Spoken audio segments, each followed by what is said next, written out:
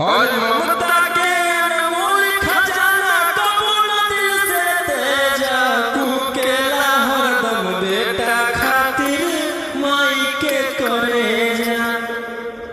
देखिए हम तो कई बार कहलिए कि काम धाम नहीं करना है, डॉक्टर साहब से आराम कर जितना काम हम देख लो। अरे बेटा तोरा ऐसे काम करते हमरा नहीं देखल जाओगे, एकदम छतिया फटे लगा हमर।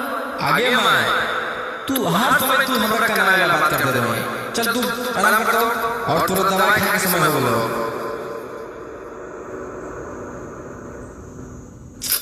आगे मां दवाई खत्म हो गलो तो तुरंत लेके आगे जाइए।